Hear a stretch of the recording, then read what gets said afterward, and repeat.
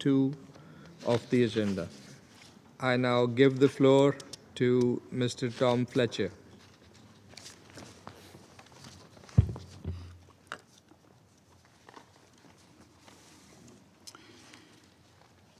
Mr. President, I want to remind this Council why we are briefing you today. The General Assembly gave us a humanitarian mandate in Resolution 46-182 and a set of principles that you as Member States have asked us to uphold: humanity, impartiality, neutrality, and independence. That means aid must go where needs are greatest and without discrimination. It means we answer to civilians in need, not the warring parties.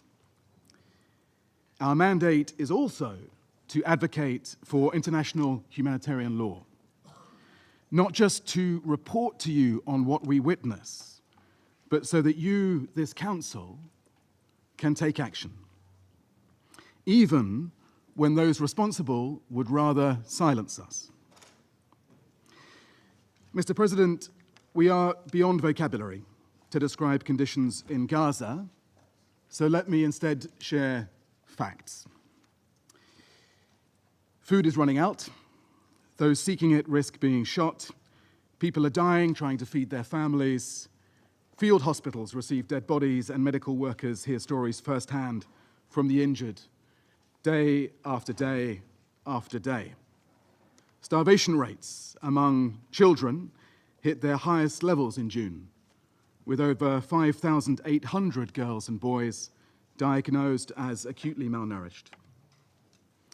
Last week, amid this hunger crisis, children and women were killed in a strike while waiting for the food supplements to keep them alive. And Hamas continue to hold hostages, and we've received reports of their attacks on aid workers. The health system is shattered. Only 17 of 36 hospitals and 63 of 170 primary healthcare centers are functioning, all only partially, even as mass casualties arrive daily. In some hospitals, 5 babies share one incubator. 70% of essential medicines are out of stock. Half of all medical equipment has been damaged. Pregnant women give birth without medical care. Women and girls manage menstruation without basic sanitary supplies. Water, sanitation systems are broken. Roughly 4 of every 5 of these facilities, including water points, are now located within militarized zones or areas under displacement orders. So even if they're functional, they're out of reach for those who depend on them. Mr. President, the fuel crisis in Gaza remains at a critical threshold. Last week, Israeli authorities agreed to allow 2 trucks of fuel to Gaza per day, 5 days a week, through the Kerem Shalom crossing. And we have some indication that approvals may increase slightly. We hope these will materialize. This is the first time any fuel has been allowed to enter the Strip in 130 days, and still no petrol has been permitted, which fuels many ambulances and other critical services. 2 trucks provide a fraction of what's required to run essential life-sustaining services. And even when fuel is allowed in for humanitarian purposes, our access to storing and moving it to where it is needed is not guaranteed. Mr. President, turning to the West Bank, there is continued loss of life and livelihoods, movement restrictions, growing displacement. Over the weekend, 2 Palestinian youths were killed in a settler attack near Ramallah. One was beaten to death, another was fatally shot. Dozens were injured, and ambulances were blocked from reaching the wounded. Settler violence is escalating at an alarming rate, and Palestinian communities are being displaced, injured, and their property damaged. Each day this year, the UN has documented an average of 4 incidents of settler violence against Palestinians and their property. In June, 100 Palestinians were injured by Israeli settlers, the highest number in 2 decades. Mr. President, Gaza's soaring humanitarian needs must be met without drawing people into a firing line. Israel, as the occupying power, is obligated to ensure that people have food, and medical supplies. But that is not happening. Instead, civilians are exposed to death and injury, forcible displacement, stripped of dignity. It is for you to draw your own conclusions. But surely, we do not need to debate whether killing civilians waiting in line for life's essentials meets the responsibility to provide for civilian needs. We're awaiting the outcome of Israel's investigation into this and earlier incidents. I hope that you will also consider whether Israel's rules of engagement incorporate all feasible precautions to avoid and minimize civilian harm in all circumstances. This means, here as elsewhere, verifying targets, giving effective advance warnings, carefully choosing tactics and weapons, and cancelling or suspending an attack if it would cause disproportionate civilian harm. Mr. President, each time that we report on what we see, we face threats of further reduced access to the civilians we are trying to serve. We face that tension everywhere, but nowhere is that tension between our advocacy mandate and delivering aid greater than in Gaza. Visas are not renewed or reduced in duration, explicitly in response to our work on protection of civilians. Security clearances are not granted for staff to enter Gaza to continue their work, and humanitarian partners are increasingly denied entry to Gaza. In 2025, 56% of the entries denied were for emergency medical teams. Of course, as you know, hundreds of aid workers have been killed, and those who continue to work endure hunger, danger, and loss, like everyone else in the Gaza Strip. Personal tragedies continue to echo through our teams and their families. This morning, another ICRC colleague was killed. I pay tribute to them all and to the courage of the work of UNICEF and other agencies inside Gaza. Thousands, including many of our colleagues who are injured, are not able to leave to seek treatment. Mr. President, let me walk you briefly through what it takes to deliver your aid, the aid you fund, into Gaza. Something as simple as a bag of flour. Before reaching the crossing into Gaza, it must clear multiple layers of approval, including customs involving several ministries. Once approved, it is scanned, loaded onto Israeli trucks, and often re-inspected at Kerem Shalom. From there, it is either moved by pre-approved Palestinian trucks up the fence road that runs along Gaza's border, or transferred to so-called sterile trucks, which offload on the Palestinian side of the crossing and are picked up in different sized trucks from Gaza. It's why counting trucks is often misleading, because it's not always a ratio of 1-to-1.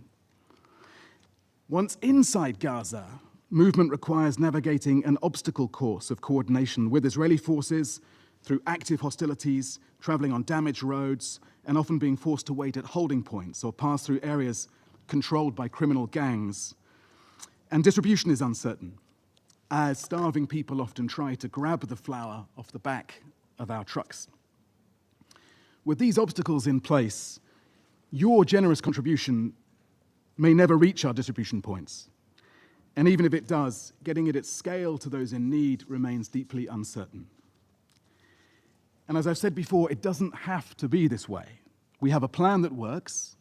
It requires predictable aid of different types and at scale, entering multiple crossings where people do not come under fire, traveling on routes that we choose without long delays, being delivered to our warehouses and distribution points according to established UN aid mechanisms and humanitarian principles, the principles that you've given us the mandate to uphold.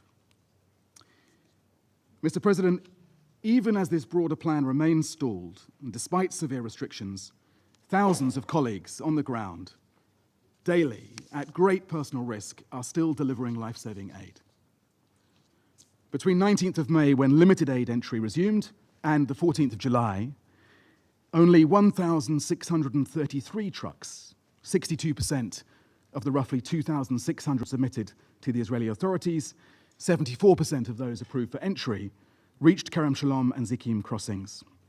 They carried mainly wheat flour, alongside limited quantities of food for kitchens, nutrition supplies, medical supplies, chlorine, After multiple steps of cargo offloading and uploading on different vehicles, a total of 1,600 Palestinian trucks could be collected for distribution inside Gaza. Last week alone, we had 21 emergency medical teams deployed providing life-saving services and some relief to doctors in Gaza. 238 pallets of medical supplies entered, including 10 cold chain pallets with 1,396 blood units and 1,550 plasma doses, enough for 10 days. We supported 800 weekly medical consultations for women and girls, enabled 84 kitchens to serve 260,000 meals daily, and delivered 17,000 cubic meters of drinking water through 1,300 collection points. This is life-saving support provided with dignity.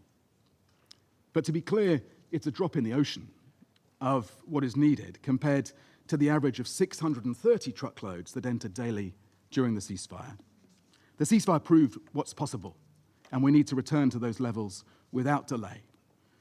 Now, our work, the UN and its partners, is by no means perfect, but it's rooted in humanitarian principles, practices honed over decades of experience across the globe, steadfast commitment to saving lives. And we ask you again, please let us work. In this respect, I welcome the recent agreement between the European Union and Israel on humanitarian access. We look forward to hearing more of the detail and to understanding how implementation will be assessed. Mr. President, let me remind this Council that the International Court of Justice has demanded that Israel take immediate and effective measures to enable the provision of urgently needed basic services and humanitarian assistance. With these facts before you, I ask you as a Council to assess whether Israel is meeting its international legal obligations and whether we humanitarians can fulfill our mandate. Is this allowing and facilitating rapid, unimpeded passage of impartial humanitarian relief, as the rules of war demand, or is it obstruction? You will draw your own conclusions. Mr. President, weeks ago, an Israeli minister called allowing aid into Gaza a disastrous decision, while another implied that starvation might be justified and moral until hostages are freed, and they must be freed. Intentionally using the starvation of civilians as a method of warfare would, of course, be a war crime. Most recently, Israel's defense minister talked openly about moving Palestinians into what he called a humanitarian city. We understand that the proposal is to forcibly displace Palestinians to a designated zone near Rafah. Now, I don't know how to describe this, but it is not humanitarian. Mr. President, states and armed groups must uphold the rules, forged because of the horrors of conflict and hatred that protect civilians in war. Today, across the world, we watch these rules being corroded and degraded. Again, it is, of course, for you to decide how you act to ensure that all parties respect international humanitarian law. But I agree with some members of the Israeli cabinet that you have consistently overestimated your powers of quiet persuasion. We hold all parties to the standards of international law in this conflict. We don't have to choose, and in fact, we must not choose, between demanding the end to the starvation of civilians in Gaza and demanding the unconditional release of all the hostages. And we must reject anti-Semitism. We must fight it with every fiber of our DNA. But we must also hold Israel to the same principles and laws of all other states. So civilians must be protected wherever they are. Hostages must be released, I say it again. Humanitarian aid must be allowed to enter at scale, and humanitarian workers must be protected. You owe that to Israeli and Palestinian civilians, to the last hopes of a sustainable peace, and to the UN Charter. All members of this Council have been unequivocal. Ceasefire, ceasefire, ceasefire. Thank you. I thank Mr. Fletcher for his briefing. I now give the floor to Executive Director Catherine Russell. Excellencies, good